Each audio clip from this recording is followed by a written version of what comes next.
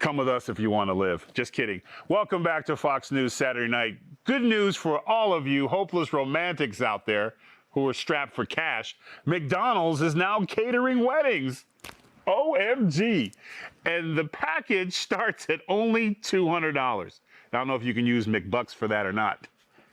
Everyone knows who McBucks were. All right. Yeah. All right. I know my age group. Yeah. For that, you get 100 chicken sandwiches and 100 McNuggets. But there's a catch for now. It's only available in Indonesia. Come on, man. Fake news. Oh, sorry, B. Yeah. For better or worse, we were told it could be available here soon. So what's the worst meal you've ever had at a wedding? I would have to say the cake. Joining me now to discuss, co-host of Fox and Friends, Brian Kilmeade, Fox News medical contributor, and BCBoost.com founder, Dr. Janet. I always ruin this. Nishiwat. Dr. J. Dr. J's in the house. I like that. And my friend and yours, comedian Joe DeVito. Sorry, your list was kind of short of accomplishments. But so you won't be bad. Joe, let me start with you. Yeah. Imagine telling your friends you're having a destination wedding in Indonesia, and then you get there and it's McDonald's. That's perfect. I think it's a good idea. I would like to hear someone say, "I now pronounce you man and wife. Would you like fries with that?" I think Burger King is the place you want to go because you get the crowns and you can put a ring on it. You can put an onion ring on it. That's perfect. And you can have it your way. You're going to have it your way. We're getting all the plugs in. Now, listen, obviously, you're going to register at Walmart and Walgreens, right? Absolutely. So, doctor, from a medical standpoint, is this a good meal to have on your wedding night? You know, this is so romantic, isn't it? It's like the perfect recipe of living longer. But, you know, I do think with all the cholesterol and the salt, you know, that till death do us part might come a little bit earlier. But, hey, Comes listen, with paddles. I mean, we are in an economy that's struggling and inflation, so we need this culinary, you know, economic, you know, help. So, you know, you don't blame them. They're doing the best they can, right? Listen, now, the people on the street, B, have said, and I'm calling you B because it's my show, there's people on the street who says that you're, you know, cheap. I like to use the term frugal. So, as a happily married man, would you ever consider this for like an anniversary special? Okay. So, like you can renew your vows and order from the dollar menu at the same time. Series of subtle insults will sink in later when I watch this back. But Tyrus, here's what I think. You're going to watch it? You know, absolutely. Thank you. You're kidding. I have cable now. Yes. You know who would love it? Trump. Remember, he gave fast food to the Clemson football team. Yeah. You know, he says, listen, this is all American. Number two is what I've always heard, I don't know if you guys got this, is, you know, I could lend you money for the wedding, or you could do it cheap and you could keep that money for your house. Right. So this, to me, would make a lot of economic sense. Don't waste money. No one remembers the food. They remember the time. Hey, guys, the food's on the table. Eat when you want. Let's dance. Let's have a good time. There's so much good and all-American about this. The only sad thing, it is in Indonesia, and it's not the healthiest thing.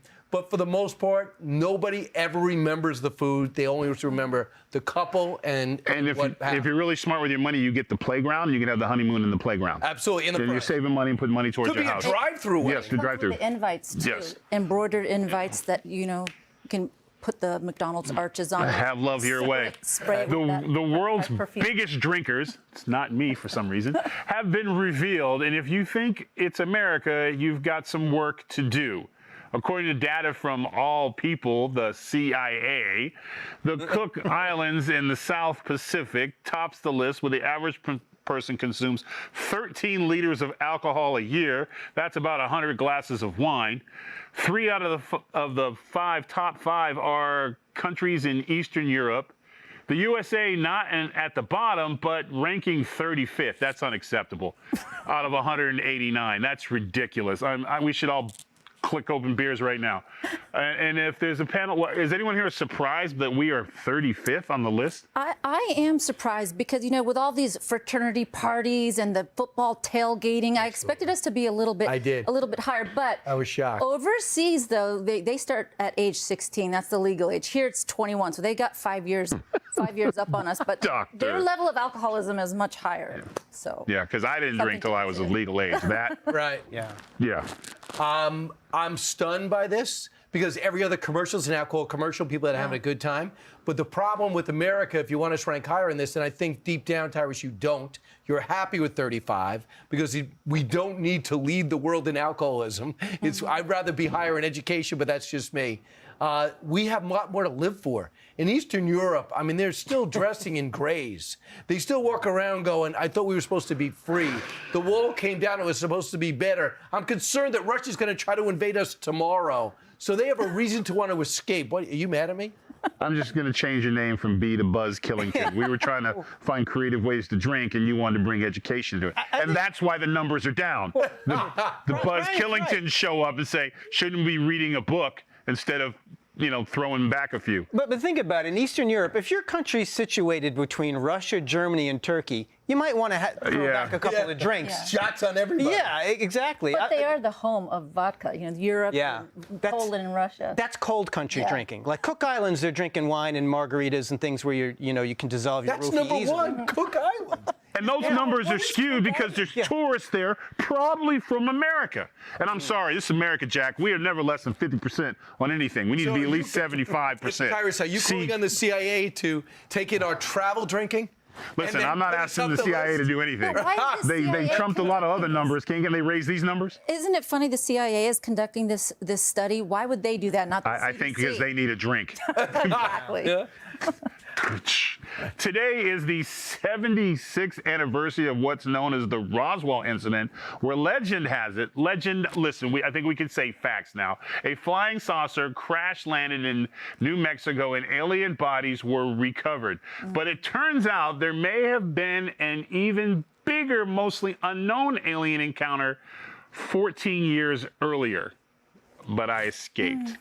The Italian researcher has released handwritten documents, so you know it's true, and sketches apparently describing a UFO crash in northern Italy in June of 1933 that was recovered by an Italian dictator, Benito Mussolini. Wow, that must have been "Take me to your leader." I bet they wouldn't say that again. Disappointing. Yeah. The researcher also says the U.S. got a hold of the UFO after World War II and studied it in our own secret UFO program. Why is this just now coming out? Just one other thing, little known Tyrus fact: I bought the land out at Roswell. I own the land out there. Oh, yes. 17 acres. So there's going to be no digging unless it's on my watch. What's there right now? Right now? Right now. We don't know. We don't know. But I know I've got it. Wow. Yeah, I've got it. Just so it's there. Joe, what do you think of all the alien phenomenon? Let's just call it phenomenon. Phenomenon. I think it shows you how bad things are in this country now, where they're pretty much admitting that aliens have visited us, and we're like, well, can we talk about Bud Light for a while? And we have more important. Yeah. You always see in the movies when the aliens land at the White House, and there's the moment where they come out and say, take us to your leader. Yeah. Can you imagine now with Biden shuffling out and shaking hands with people nowhere near these aliens? They would say, we're going to come back later. You guys need a little bit more time. I don't know. I'm thinking this is all science fiction. I'm very skeptical, and I'm just not convinced of what is going on. Where is the UFO that supposedly, that crash that the U.S. forces found and brought to the U.S.? Where is it? Well, I tell you, technologically, we have accelerated way above everything else. And you wonder if we got the jump start from another planet. I bought the Superman story because knowing that you're going to die, you do what every parent would do. You put your kid in a capsule and send them into space, which is great parenting. I would say this, I digress, but 1933, the crash happens. A series of papers are in this story. They don't find it until 1944. So the Italians had 11 years to harness all this technology and win the war.